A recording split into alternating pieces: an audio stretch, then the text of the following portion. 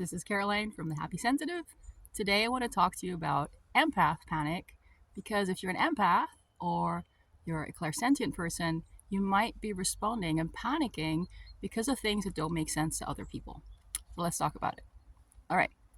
The first thing might be that your energy is running really low. Now, I'm not talking about like your overall you go to the doctor's low energy, but you actually have energy, like subtle energy in different parts of your body. And sometimes it's kind of divided very equally and sometimes it's not. It kind of depends on the person, might depend on the situation, but there might be situations where somehow you're giving or using up a lot of your heart energy for some reason. And you think about panic attacks and people going to the ER because they think they have a heart attack. You can see the connection between feeling of panic and the heart, right? And panic can be so strong that we worry there's something wrong physically. So it's a very strong, it can be a very, very strong sensation. I'm not exactly talking about panic attacks here because that's a bit of a separate thing. But the feeling of panic is very strong. It can be a very physical sensation as well. And it has a lot to do with the heart, with that area. So it could be that your heart's trying to tell you, I'm exhausted. Now, why could your heart be exhausted? You could be overgiving. It is actually possible to literally give your energy away. And I know there are a lot of spiritual teachers who talk about how you should be like shining your light and shining and giving your love away and like sharing your love. But I don't think they realize what they're saying or how some people interpret this, because some of us can literally give our energy away and it's not a good thing. And so you can go from being full of love and full of energy and full of excitement and good feelings, and it can just leave you because you feel guilty or obligated or like you need to give that to someone to help them out. And so that can be this draining that suddenly happens where your heart's like, oh my God, we don't have enough for ourselves now. And there can be this panicky feeling. There's a lot more to say about that, but I just want to kind of point this out, like this is a possibility, right? Now, very different possibility is that you're picking up on some kind of threat, but it's not per se a physical threat. If a police officer came with you, they look around, they wouldn't see anything. I had this happen recently with somebody in the neighborhood where I got this really panicky feeling after running into them. And it persisted, it was very strong, and I was like, why am I feeling so panicky? Like, what is that about? And I did some intuitive testing to figure out what was going on, and it turns out that this person had some really, really creepy sexual rape fantasies about me. Like, yikes. And you could say, well, that's just a fantasy, right? It has nothing to do with you. But when you're sensitive to energy, you pick up not just on what somebody does, but also what they're feeling and intending and kind of their vibe. And personally, I'm very happy that my body let me know, because it's never been someone I felt very comfortable around anyway. And now I know that this is not a good this is not somebody I want to run into in a dark alley. And it's not as if I'm going to call the police and be like, this person's a threat, but I just know this is not a like safe person to be vulnerable with in any kind of way. Best to avoid this person. Okay, so sometimes you can be picking up on a weird vibe from someone, right? And it's really unsettling when you don't know what it is. I know for me with this particular person, I was just feeling panicky and not understanding why, and I really had to really get into the weeds and do a lot of intuitive testing to figure out what on earth this was about. So it's not always a simple thing. It's not like I saw this neighbor and I was like, haha, I know what he's thinking. It wasn't like that at all. It was just getting this whoosh of something out of nowhere, the sensation out of nowhere that was suddenly realizing like this is not, I don't think this is just my body having a little moment of like random panic. I think this is really about something. It really took a while to put it all together. So we can be picking up on all kinds of subtle intentions from people or threats from people, and I don't want you to go and like, I don't want you to think every time you're panicking like there must be a good reason why, because right, it could also be that your energy's low. very different reason why. But we do respond to much more than just what is physically out there. And so, for a lot of us, we like being out in nature. I love being out in nature, it's great.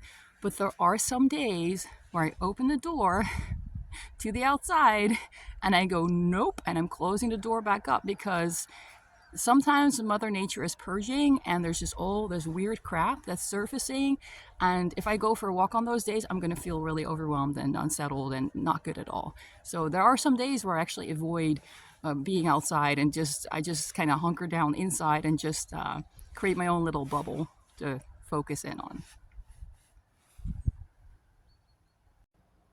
Now, another thing that can cause panic is where's your mind going? What are you thinking about? What are you imagining? Sometimes that feedback can be instantaneous. If you're thinking about something, you're imagining something, maybe you're thinking about doing something or going somewhere and you might get an instant panic reaction.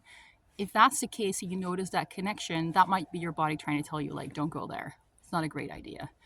Maybe not because it's dangerous per se, but it may be too much for you right now, or just may not be a great choice in some other way. But that could be another thing.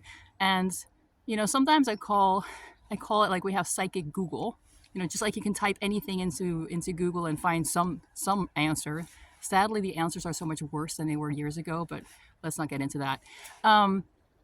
There's a lot of information you can find.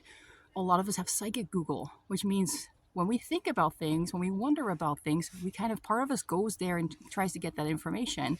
And so you have to be really careful with where do you let your mind wander. Sometimes you're going to let it wander into places where it's kind of giving you a panic reaction. Better to reel it back in and realize, oh, that's not a good thing for me to wonder about or know about or go, or that's just not the kind of thing I want in my life. Now, of course, panic can also come from overstimulation. Just too much input of something, too much going on. So this is actually always a good first go to, kind of like look around and kind of like go back through your day and be like, has there just been a lot of stuff to feel, to see, to hear, to think, to try to block, to deal with, to anticipate, to worry about? Because there is a point where that can create panic. So if you don't know, it's always a good idea to just kind of go into a stimulation empty area and see if that helps just calm everything down. But there can be lots of legit reasons why your body is giving you a panic reaction, because something is going on, but it's just none of the obvious psychological stuff that others could see or confirm for you. So my approach is always, if somebody comes to me and says, I'm having a lot of panic or anxiety or something and it's not going away, it's actually not trying to make it go away, but exploring, like, what is it trying to tell you?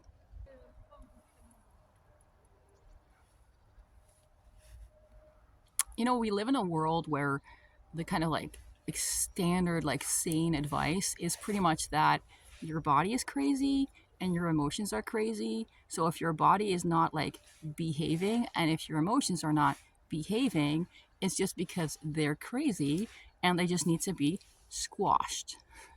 And that's a really, really problematic and unhealthy attitude.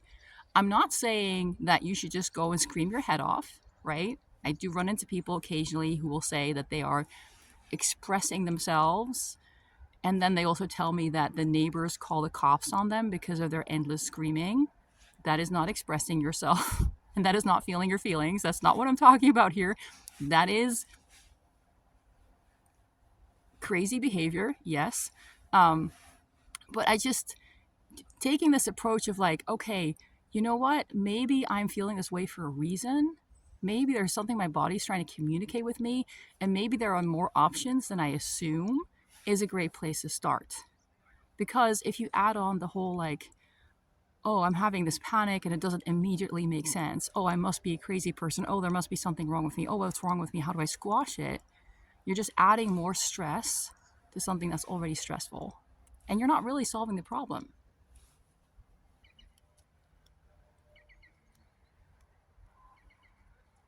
Now, can it get complicated? Yes. This is why I teach my clients ways to ask your body and really figure out with some real precision what is going on. And it can really be a puzzle because you have to first come up with all the possible things that it might be, And then you have to be able to test through what it is. Because if you can't conceive of the possibility, then how can your body tell you that that's what it is, right? Like there needs to be at least kind of a conceptual awareness that it could be one of many, many, many kinds of things. So this can get complicated for sure. But what I found over the years is that, my body's not crazy. And when I suddenly have spikes of some big emotion out of nowhere, it's never out of nowhere. It's like not random. It's not just a burp in my system. Um, it's not just my body emotionally farting for no good reason. And I don't mean to say that you have to obsess about everything you're feeling that you don't know what it's about, because that's also not useful, right? Like sometimes you just have to like put something aside and say, I'm having this reaction. There must be a reason, but I don't know why. That's it. I think that's another aspect of being very intuitive. You have to get comfortable with not knowing, because there's so many things you don't know. And maybe they'll make sense to you in 10 years' time when you've learned more. But right now you're like, I'm stumped. I don't know. And that's okay. Um, if it's something really important, it'll come up again. Your body will tell you again. Um, if it's something that is really, really dangerous, your body won't just stop telling you, right? And then it's a really good idea to get help from someone who's going to take you seriously and talk to them and be like, this is what I'm feeling and I don't understand it. And can you help me figure out what this is about? Because I'm stumped.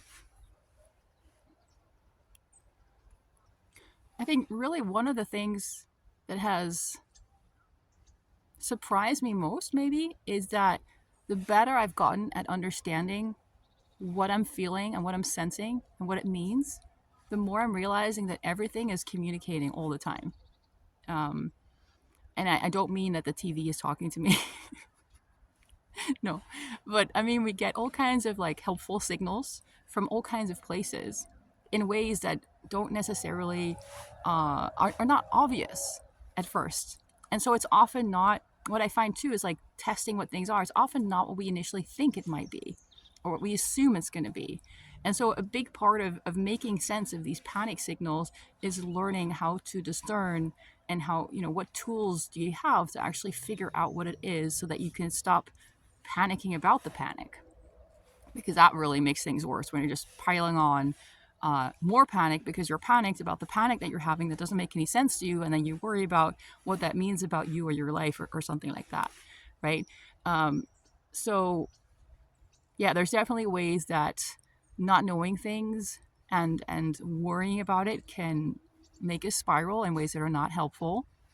But I also think this is why, there comes a point when you're, an empathic person, whether it's empath or clairsentient, or you have some other ways where you're very, very intuitive, you're picking up a lot of things.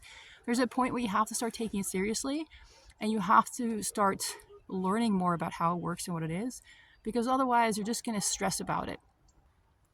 If you have an empath dilemma of your own, or you're struggling with weird emotions that you don't know what they're about, what's going on, or what to do with it, you're welcome to set up a clarity call with me. I'll put the link below. And this is one of the things that I love doing, figuring this stuff out with people, because everyone's different, right?